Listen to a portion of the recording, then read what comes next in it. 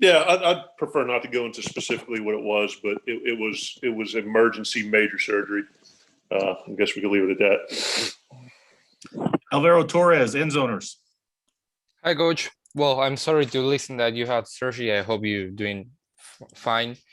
Well, my question is, sorry, I lost it. Mario said post game that Travis Dyke probably got a few more touches tonight than he usually does.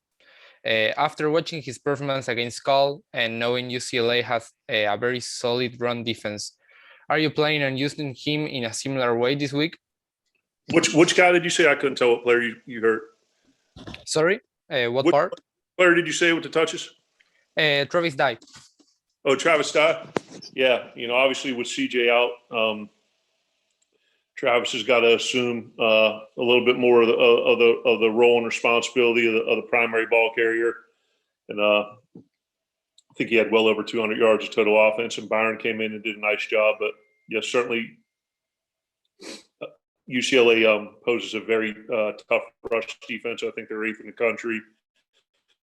So we're going to have to do a real nice job there in our efforts to run the ball. But we're definitely going to have to find a way for Travis to get his touches this week as well. Eric Scopel, 247 Sports. Coach, I'll echo what the others have said, but great to see you again and happy that you're recovering well.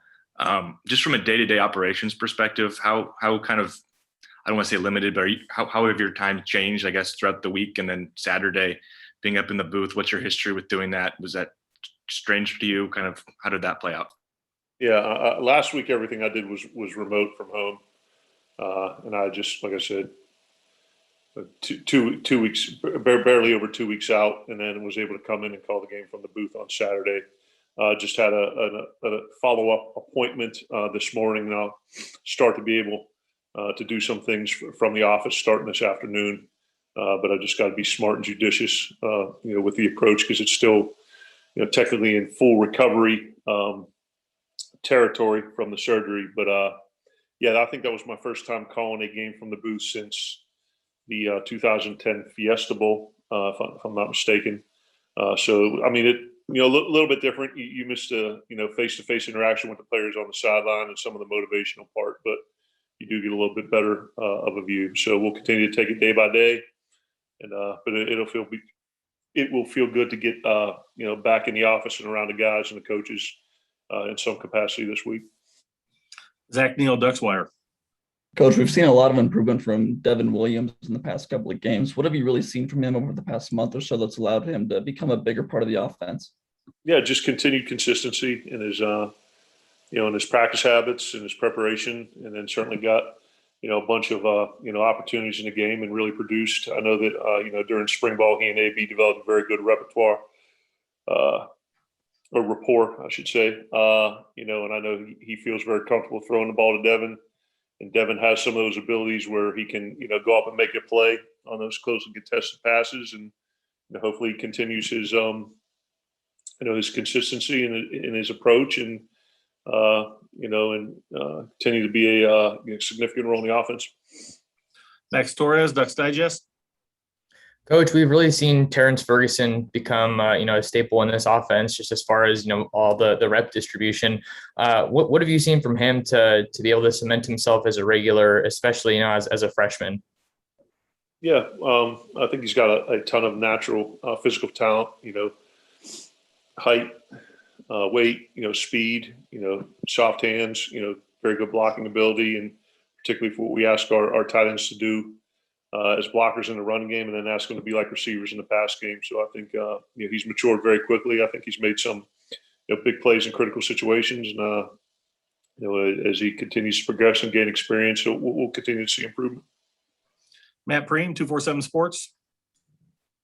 Yeah, Joe, Jalen's not the biggest guy, and yet we see him really effective in the run game, blocking, even that catch for the touchdown. Just what makes him just so an effective player, really, regardless of the situation, you feel like?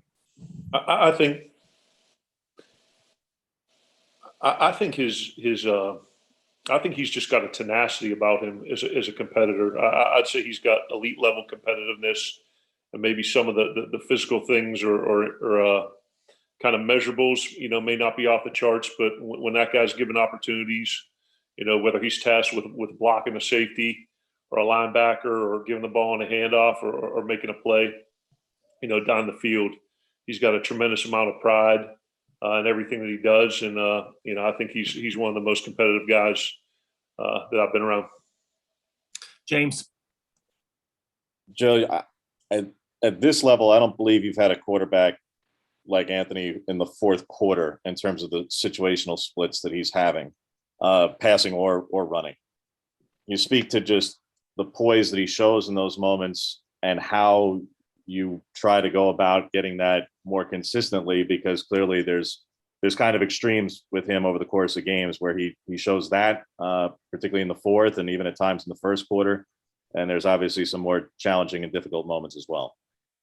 Yeah, I think a lot of that comes with his overall experience, playing a bunch of football, over the course of the past 4 or 5 years. So he's been in a lot of those game situations, particularly at the end of games where plays need to be made. But, certainly you go back to Ohio State and some of the other games, and then down a touchdown against Cal and, kind of back against the wall and need plays to be made. And, through some really, really nice balls, particularly the one to J-Red on the first touchdown, and then find a way to, scramble and score on the last one for the go-ahead. But, yeah, like all of our guys at all positions, we got to find that consistency from the first quarter to the fourth quarter. But it's good to know when the ball's in the hand of the quarterback in the fourth quarter that, that's when he's been playing his most consistent, productive football. Eric.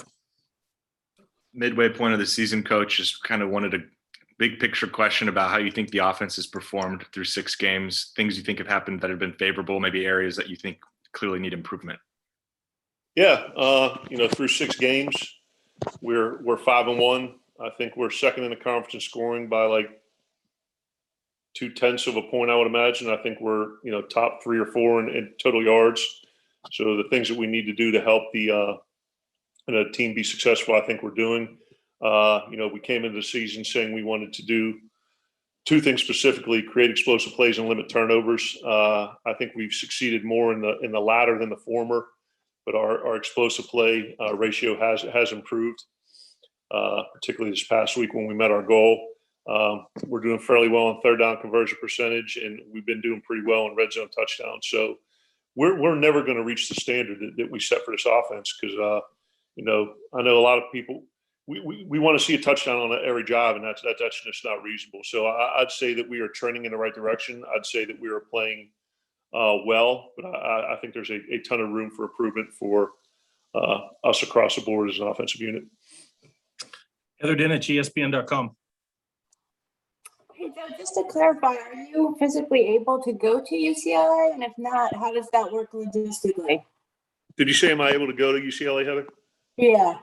Yeah, I'll be. The doctor okayed me this morning to make the trip. Yes, ma'am. Okay, terrific. Thanks. You're welcome. AJ Jacobson, Rivals. Coach Byron Cardwell did a really nice job in a relief role on Friday night. How do you see his progress so far this season, and perhaps the role on the team going forward? Yeah, but once CJ went down and Travis assumed the primary role as the starter. You've got Byron, you got Seven, you got Trey, and I think you got 3 really good guys in those roles who all present different skill sets. So, Byron had, I think, 3 carries in the game and did a really nice job there, did some things in pass protection.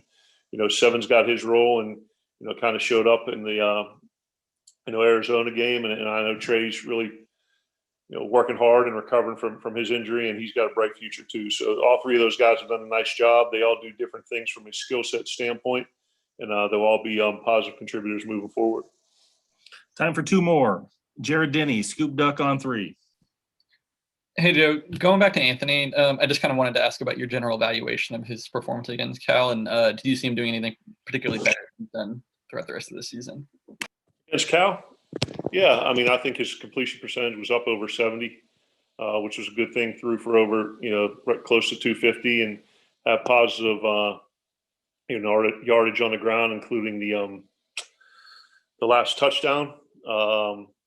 certainly, I think in the third quarter there were probably some throws that we were either a little bit quick or were off our footwork, and weren't necessarily what we wanted to do. But I think he took a positive step forward. At the end of the day, from a broad strokes perspective, so we're 5-1. It's the basically the top ranked scoring offense in the conference. He's created 12 touchdowns in the air, on the ground, and has only turned the ball over twice. And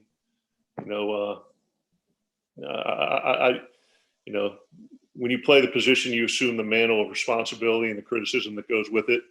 But I think AB is doing a solid job in his role. He's not Marcus Mariota. He's not Dennis Dixon. He's not any of those guys. But he's got to understand who he is and what he does well, and how that's going to contribute to not Justin Herbert, how it's going to contribute to our offensive and team success. I mean, you go back to the 19 season, we're averaging as many points, as many yards per game as that team with the NFL Rookie of the Year, an Outland Trophy winner, 5 NFL linemen, Jake Breland in the NFL.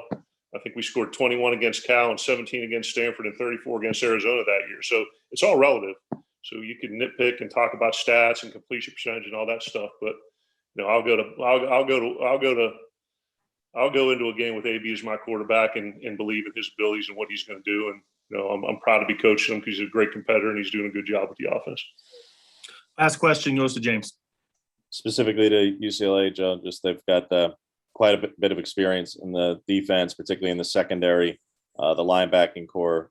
Just what have you seen particularly from a linebacker like Calvert and DBs, whether it's Knight, Blaylock, Lake? They've just got a lot of guys who've been making a lot of really big plays on so far this season.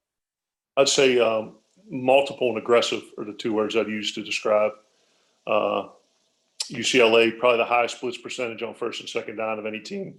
Definitely this year. And as far as my recent memory, Coach Aznaro does a great job there. And 24 Knight, the guys that you mentioned, got some good cover guys on the back end.